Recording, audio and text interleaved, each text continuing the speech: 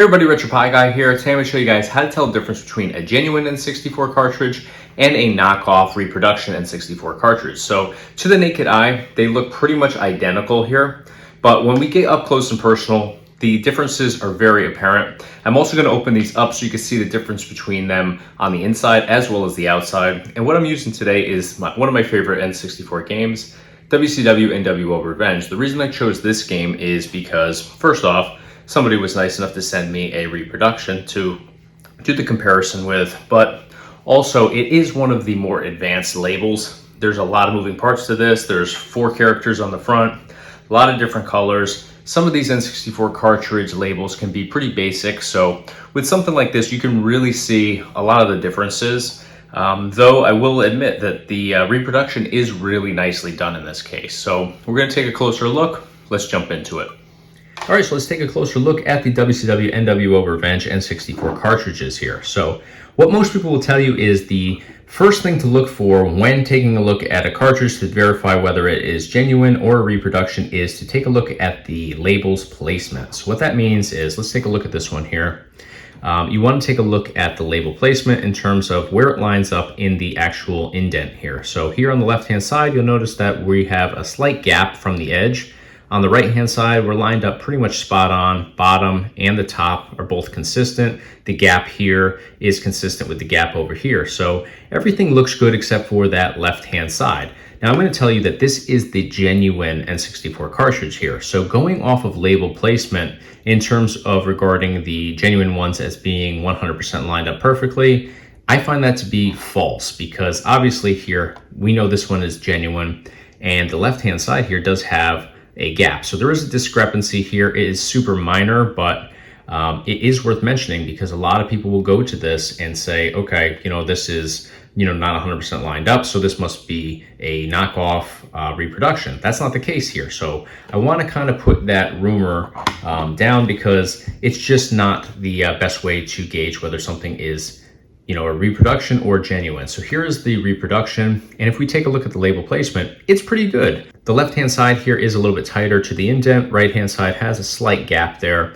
but the bottom is consistent. The top, it's a little bit tight in the center. Then there's a gap here and here. So, that is a little bit of a discrepancy, but all in all, it does seem like an even area here compared to over here. So I really wouldn't look at this and say, oh, that's a terrible label by any means in terms of the placement. So what I think is the best way to tell a difference here, just going off of the outside and not taking a look at the inside, which we'll do in a second, is to take a look at the coloration here. So on these cartridges, we have Hulk Hogan, Kevin Nash, Raven, and Goldberg. Same exact background, same exact logo up at the top, and then same rating. THQ's got their logo here, and then we have the N64 logo, and then the Nintendo seal. So both of these are consistent. They have the exact same components to them. I will mention that the N64 logo here is a different shape than it is over here. This one is a little bit taller. This one's a little bit more tight. So taking a look now at the color of these characters, everybody over here has pretty much the same consistency in their skin tone, except for Goldberg, who seems to be, probably because he's bald, he's catching a little bit more light, a little more glare off his chrome dome there. So he's a little bit shinier. He stands out to me. But if we take a look at this one here, we'll notice that everybody's skin tone across the board has a very orange sort of tone to it. Goldberg especially, again, he is catching more light. That's consistent on this one, which is the genuine one. But here especially, he stands out. But if we take a look at everybody's skin, it's definitely got that orange tint to it. So that is the first telltale sign that something isn't right on the label. But it is pretty minor. If we didn't have the genuine one to go by and make the direct comparison, and we just saw this at somebody's table, maybe at a flea market or at a booth at a show where they're selling N64 cartridges, we might not think twice about it, because again, we don't have the other one right next to us to go off of. So beyond their skin tone though, everything is pretty consistent here.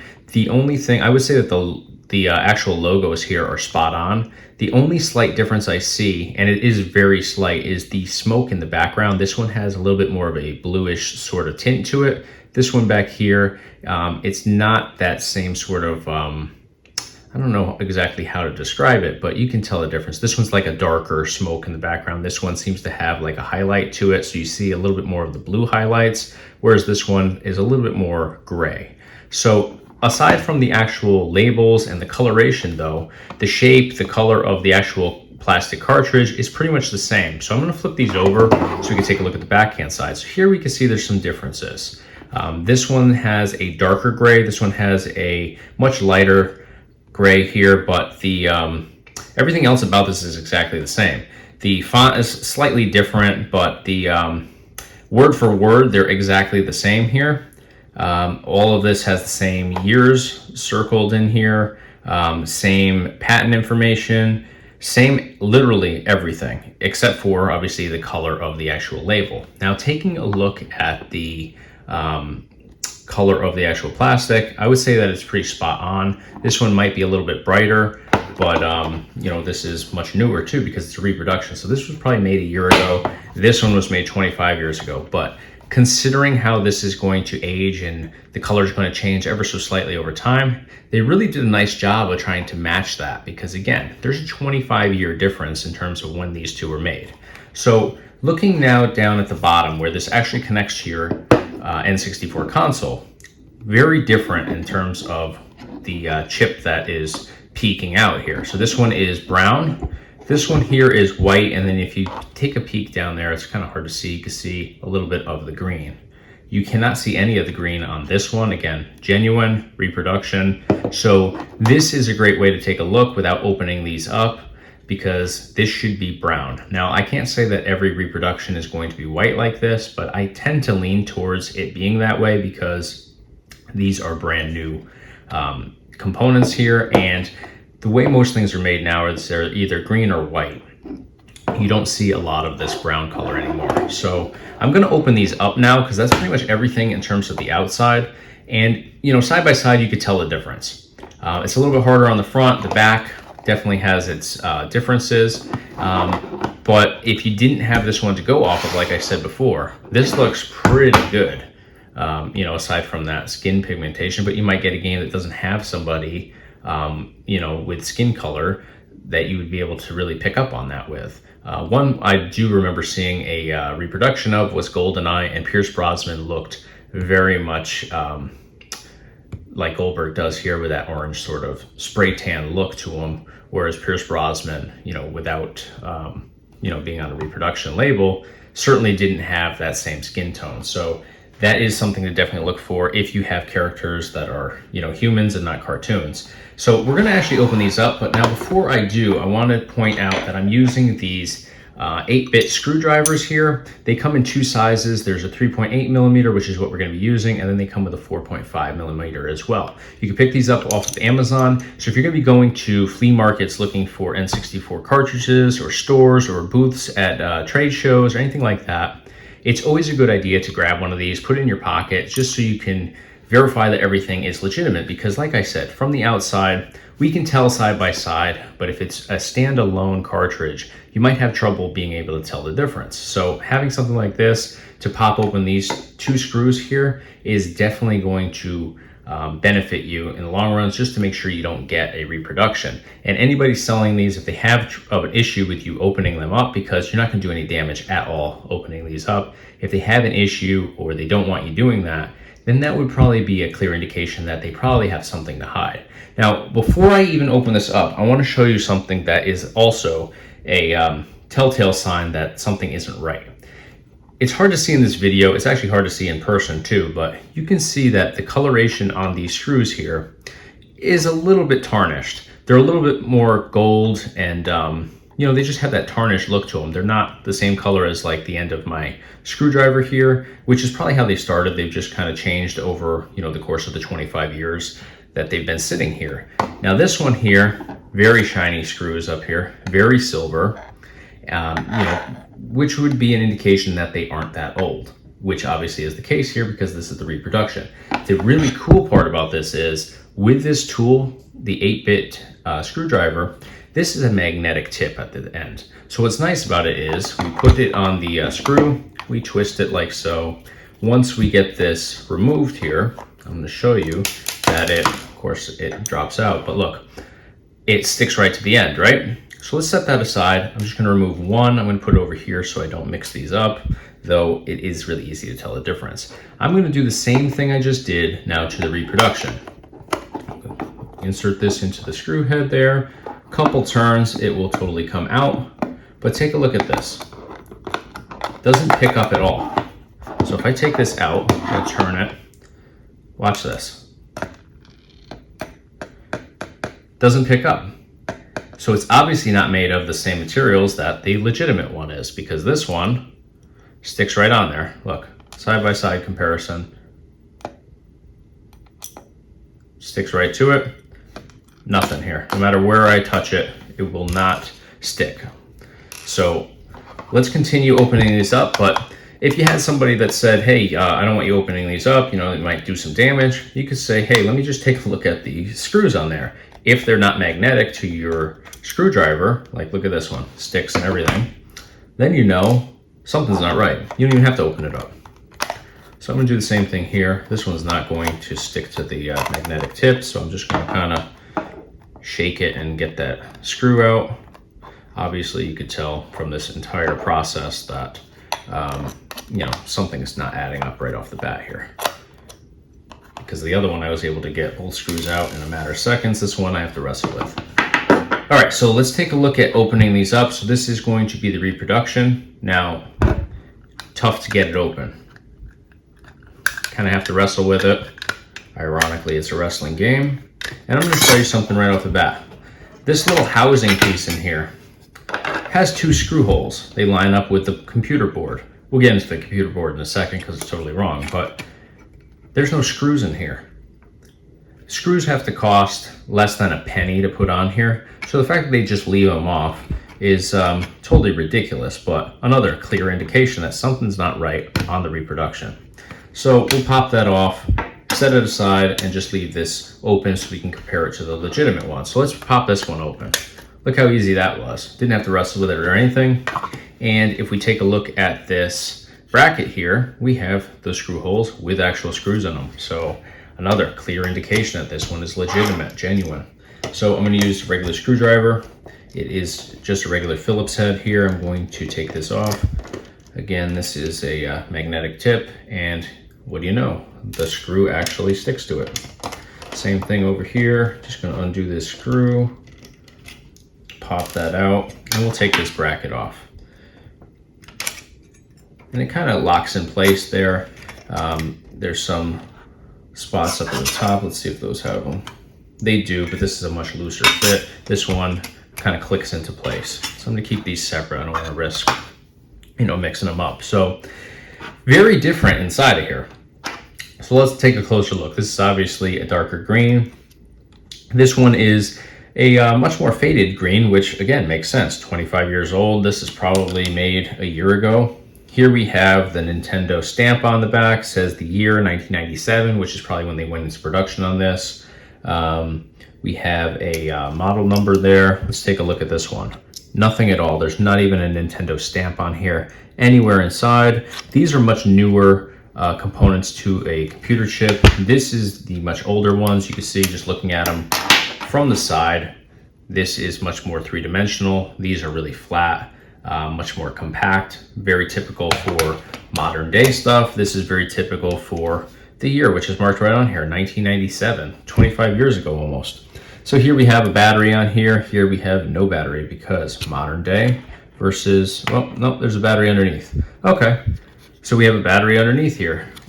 Over here on a legitimate one, batteries on top. Very apparent the differences here. Not to mention the computer board in here is about half the size on the modern day one. Again, typical for it being, you know, 25 years later, so technology has changed. Everything is a little bit more compact. So this is what you want to find inside of a legitimate one. This is what you want to find inside of a reproduction. So again, very easy to tell the difference once we jump in here.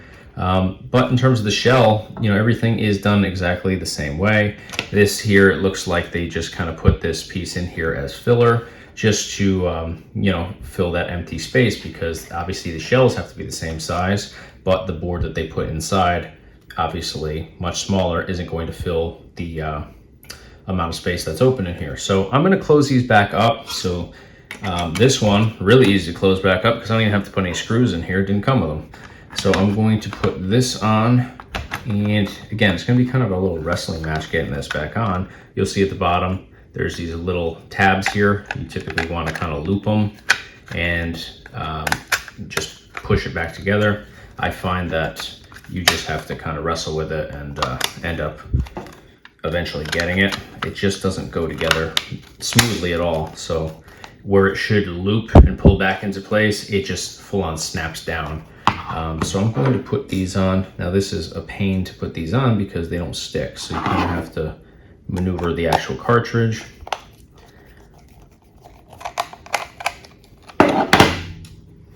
Same thing with this one. Luckily, the screw head has a shape to it that fits nicely inside of this screwdriver, so I don't have to wrestle too badly. And then this one, again, has those screws for the actual bracket. You can hear how this one clicked into place, this bracket here. That one just sat in there totally loose. So let's, whoops.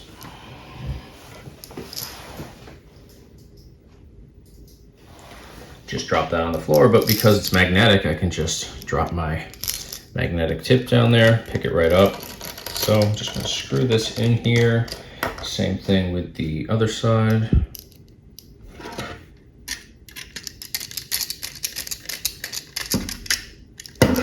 And now I'm gonna show you just how this goes on here because it's so much easier. Like I said before, line those tabs up, loop it, and oh, that's it. Yeah, it went in. I was looking for it to be more of a challenge than it was. So these just go on extremely easily now.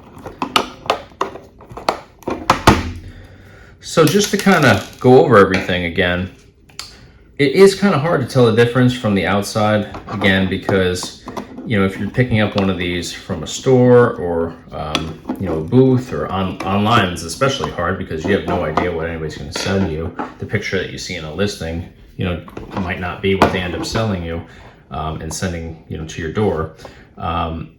It's really hard to tell off of the face of these. So you really have to be able to just kind of look down here. That seems to be the clearest indication in my opinion. The backs as well being different colors, but of course things could fade. I've seen some really faded N64 cartridges over the years, so that's also kind of hard to go off of. But the telltale sign for me is the coloration on the characters on here, but also just taking a look at the exposed computer board in here. You want to make sure that this is a brownish color, not that white and green combination. So that's going to do it in terms of the side-by-side comparison here.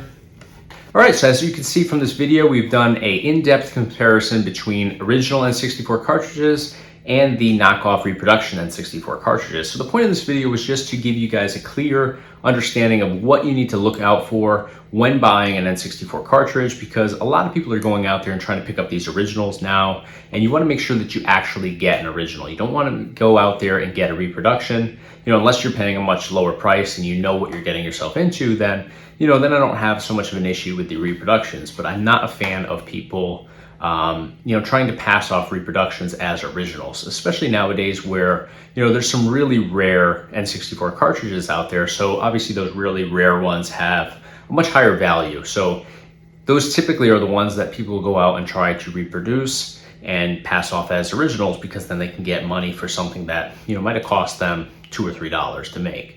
So I just want to get this information out there to everybody. If you have any questions, reach out to me. I'm also going to do a video kind of detailing my opinion on reproductions compared to genuine originals, and, you know, whether I'm a fan of that or whether I'm not a fan of that. So I didn't want to include that in this video to make this, you know, go on and on and on. I think that the length of this video is long enough because I wanted to really get in here and do a good job of comparing every aspect of these two cartridges to everybody. So that's going to do it for today. Stay tuned for that other video. I'll definitely be posting it in the near future. And when I do, I'll put a direct link in the description of this video so you guys can just click right over to that. So again, that's going to do it for today. If you enjoyed this video, you found it helpful, smash the like button for me. Be sure to subscribe to the YouTube channel. Here we do a whole bunch of different videos based around retro gaming, product reviews, gameplay demos, tutorials, just a little bit of everything on here. And of course, check us out online on our website, www.retropieguy.com. Thanks for watching.